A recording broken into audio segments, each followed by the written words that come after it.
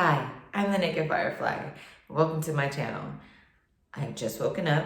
Let's talk about the Refresh Me challenge. So the Refresh Me challenge for this week has been interesting. Let me see, Sunday, I didn't drink as much water as I was supposed to, and I definitely felt that later on in the day. I think it was Monday or Tuesday, might have actually been both days, that I went to bed later than 10, and I felt that the next day. It is very important to be consistent and to go to bed early because your body is definitely going to kick your butt in the morning. I was so accustomed to going to bed at almost 12. And then when I start the Refresh Me challenge, I go to bed at 10 and I miss a couple of days. And my body is like, are you crazy? What are you doing to me? Like, and now we're off. Like, you're getting me adjusted now. And now all of a sudden you're just throwing off schedules. Get it together. However, the Refresh Me challenge has done a lot more for my writing because I'm getting the sleep and the hydration, like I'm keeping track of the hydration that I need, I'm able to focus more on my writing, able to get the work done. Right now I'm editing the Healer's Love before I send it off to the editor because I'm done with the beta readers. Also, I'm still working on my other romance that I started in Nano, and that's being posted on my Patreon. And then I'm still working on the children's fantasy, and that is interesting because every time I'm working on a chapter, I come across a mythical god or creature or spirit of some sort, and I'm just like, can I add it in the children's fantasy, or should I wait and add it in the adult fantasy? Or should I just do a retelling of this for like adults? And then I have a few other projects that I have finished in the past that I'm adding to my list for next year of going back and seeing if they can be redone or they just need to be put to the side and used as scrap parts. Also, the week of energy for my family is coming up, and that actually starts Sunday. And it lasts all the way from Sunday until Saturday. I've had to go on the computer on Google and put a lot of my documents offline just so that in case I finish one of the documents or I decide I don't want to work on that one, I at least have other ones to work on and I won't be sitting there looking crazy, and I'm still not breaking the rules. The yoga is actually going pretty well. I haven't done it in a while, so of course my body was sore at first, but now my body's like, okay, we got this. Am I as flexible as I was before I got pregnant? Not even close, not yet. But I know that the results will be well worth it, and especially when I start adding in the toning, which probably won't be until about next month. With the whole drinking of the water thing, especially at night, before I started doing the Refresh Me challenge, I started to become a late night eater, and I know after a while, late night eaters, that does not do so well because I'd be staying up late working and then I'd end up snacking. And I know after a while that's going to add on a few extra pounds in areas that I don't want it to add on to. So because of the Refresh Me challenge, I've been drinking more water, and because of that, I feel fuller at night, so that I'm not drinking as much.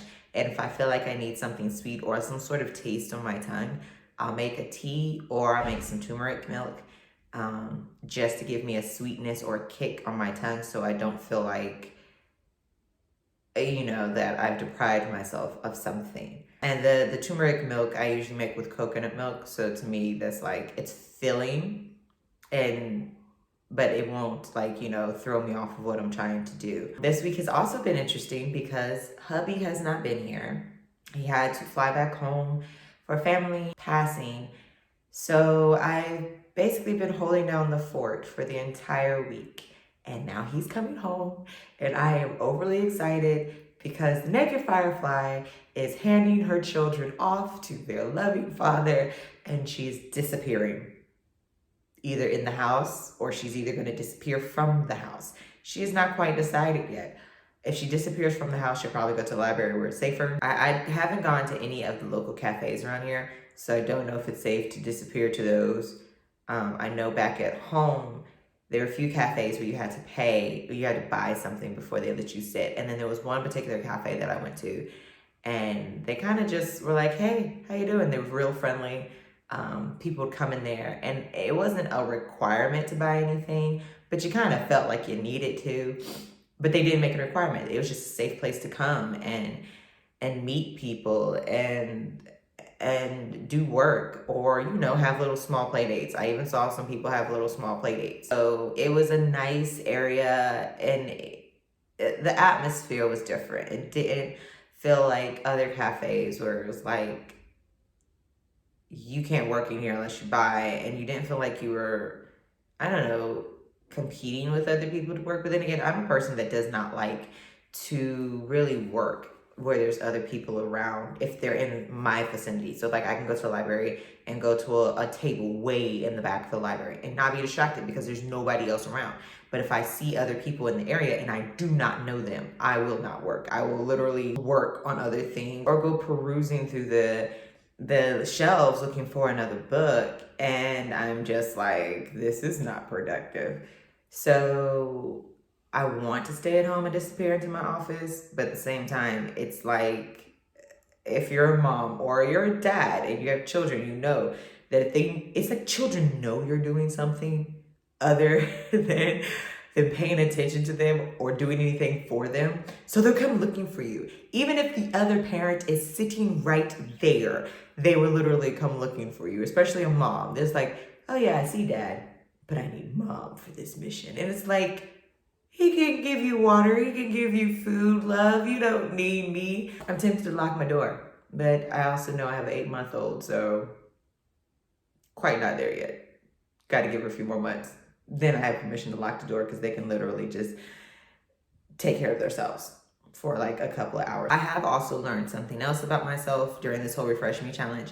I learned that I do need to have a time clock. I need to clock myself in. That's only because it keeps me motivated. Because let's say I want to work for 3 hours. I've set a time clock. I have to get as much work done as possible before that 3 hours. So that means I am literally on it and I'm telling people, leave me alone, wait till my break. I'm doing sprints.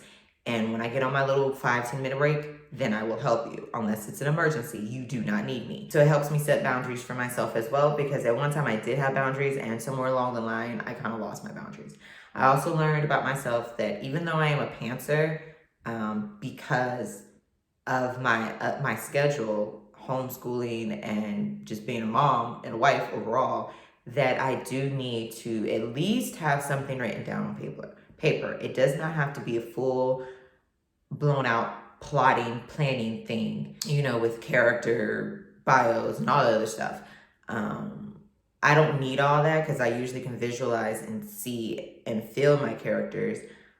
But I do need to write down something for each scene, so then I can think about like, what's the point of the scene? What do I want to happen at the scene? I do need to have that, because if I get distracted, I kind of forget, and I'm just like, okay, well, we're going back to writing and hoping and praying that the scene made sense when I first started it. That at least gives me that, I guess, that safety net to know that the scene will make sense and I won't have to go back and have to do a big overhaul on the edits. I also am learning about myself that at one time I used to hate, with a big H, hate editing. And now that I have a system going on with the whole scene planning out thing, I'm kind of like, okay, editing's not so bad.